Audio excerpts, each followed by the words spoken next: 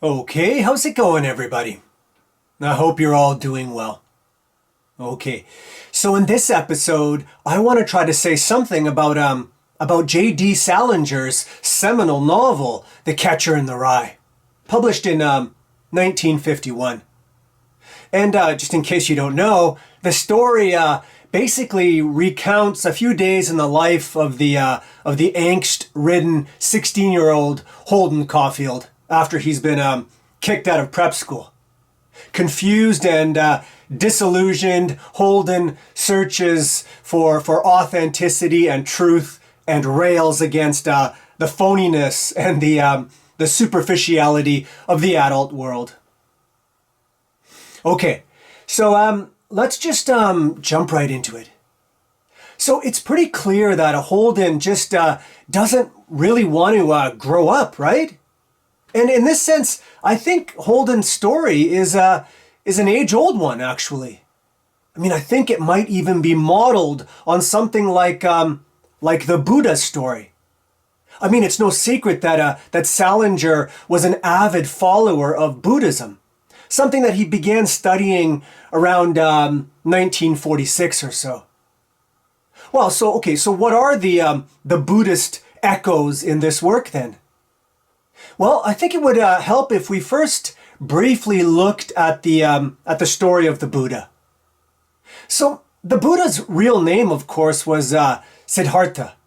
And according to tradition, he was born in Nepal sometime around 560 BC.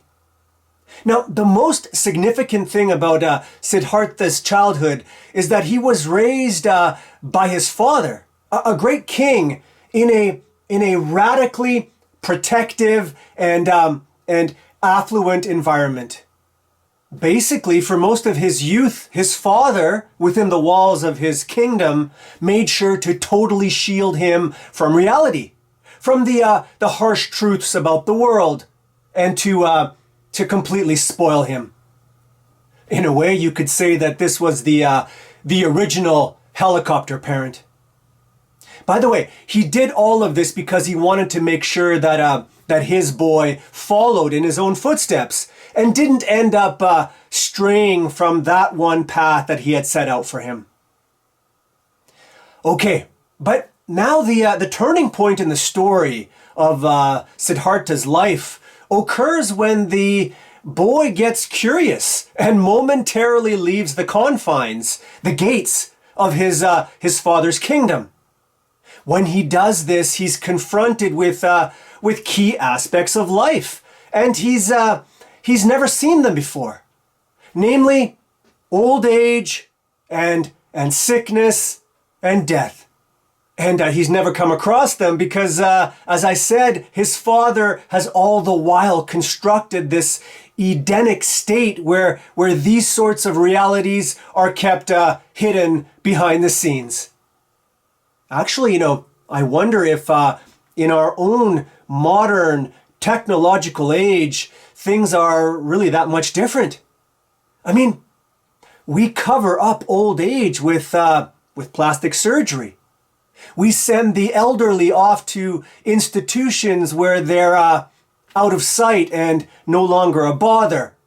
And we make sure that death happens somewhere else and dead bodies go largely unseen. Anyway, the short of it is that when Siddhartha is confronted by old age and sickness and death, he's absolutely shell-shocked and not ready to accept any of it.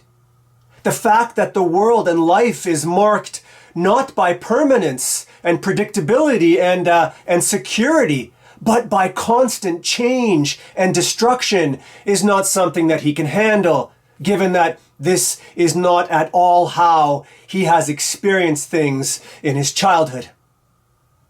In other words, all his life he's been under the illusion that things will basically always stay the way they are. So basically, Siddhartha doesn't want to grow up. And so he retreats back into his father's kingdom and tries to return to his old ways. Okay, but he soon realizes that he can't really shake off what he's seen. So he decides to leave the shelter of his surroundings and head out into the jungle forests of northern India to find some answers to the problem of sickness and of death. And, okay, to cut a long story short, what Siddhartha discovers, and this marks the moment of his enlightenment, which is what the Buddha means, the enlightened one, what he discovers is that, as a matter of fact, life just is suffering. That it's marked by pain, by irritation, and by anxiety. But he also comes to see that there is a cause for this suffering and also a cure. The cause is, well, basically desire or craving.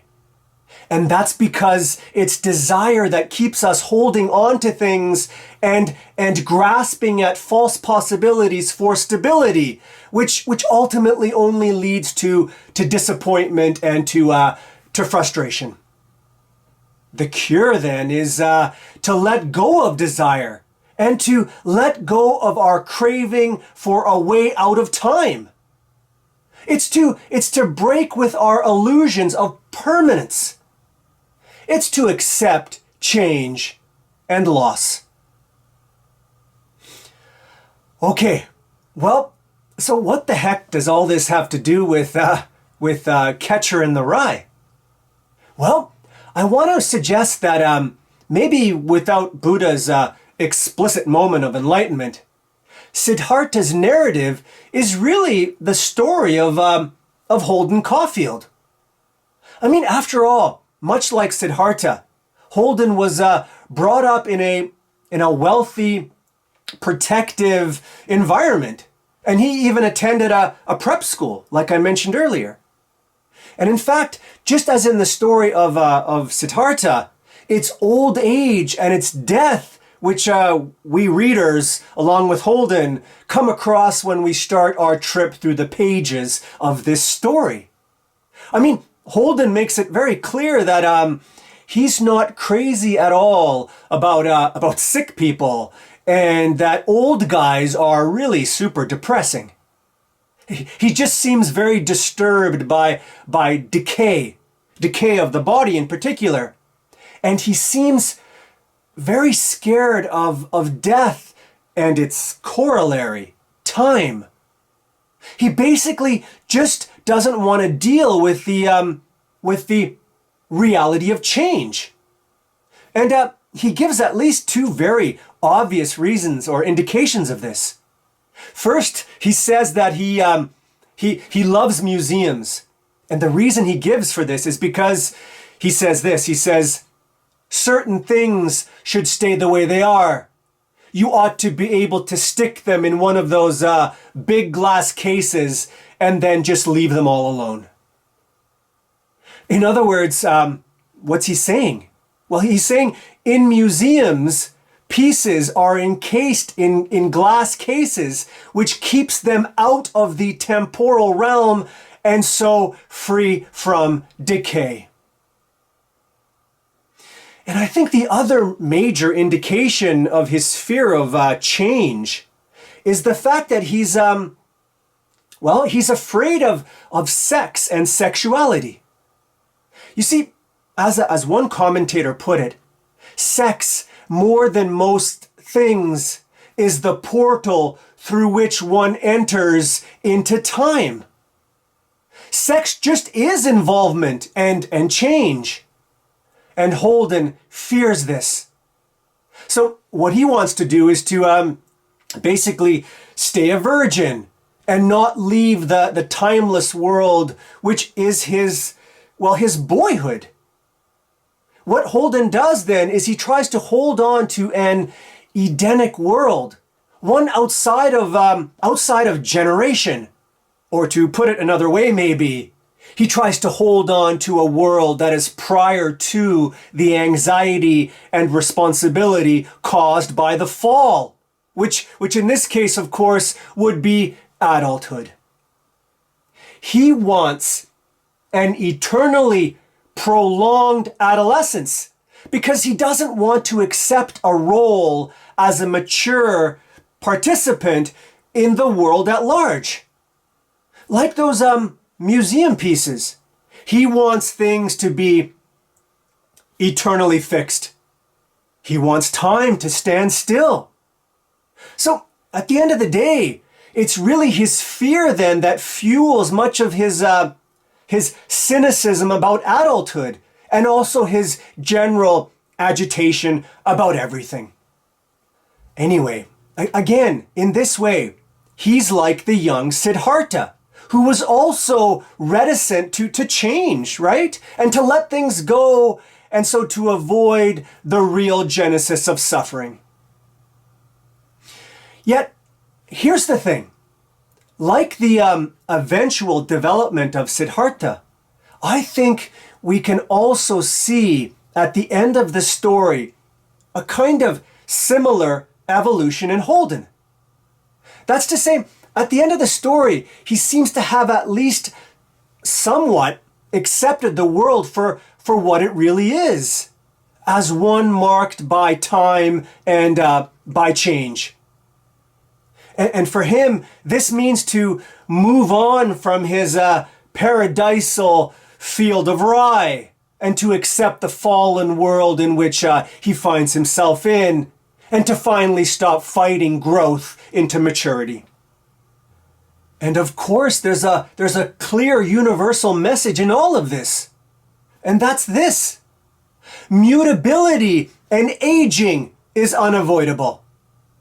Life just is change. So to reject change is, well, to reject life. Actually, now that I think about it, this reminds me of the story of Orpheus and Eurydice. Now, if you don't know it, the story basically goes as follows. So Orpheus seduced Eurydice, a nymph, with his lyre playing, a music that nobody could, of course, resist. And so they got married. But soon after their marriage, Eurydice, having accidentally stepped on a snake, was bit by it, and she died.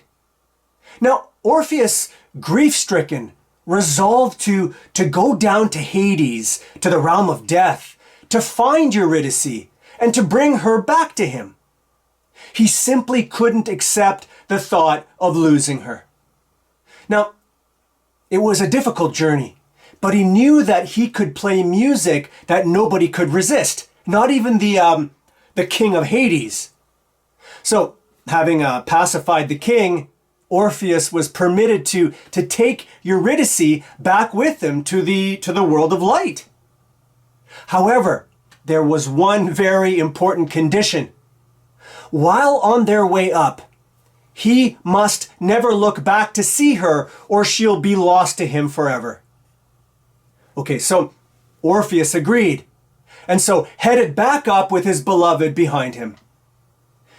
But when he climbed out of the cave into the light, what happened is that he turned back to her too soon. Orpheus tried to grab her, but it was too late.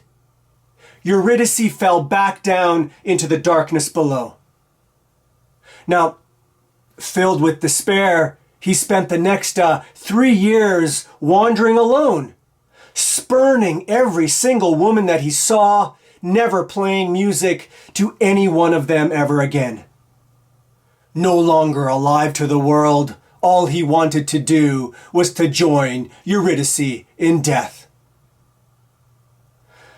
Well, okay, so what are we to take from this story? And how is it connected to Catcher in the Rye? Well, among other things, I think it's that in life, as in love, there's no turning back. Orpheus, it seems, just doesn't understand this. He doesn't understand this because, like Holden, he fails to accept the contingency of life and the fact that things change.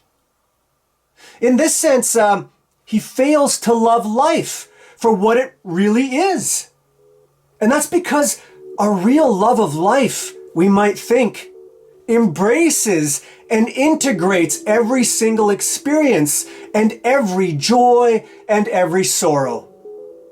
And if Orpheus fails to love life this way, then how can he be said to truly love Eurydice? And what's worse, since Orpheus can't accept change, he stays stuck in the past, mournful of his beloved. But this in turn taints his future outlook, and it blackens it.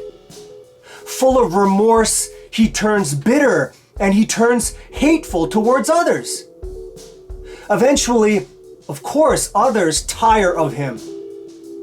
His music, the one that once charmed and lit up the whole world, is now but a whimper that calls for death. Well, this too will be the fate of all of us Holdens out there, if we don't gather up the courage to grab for that gold ring and let ourselves fall. Bye for now.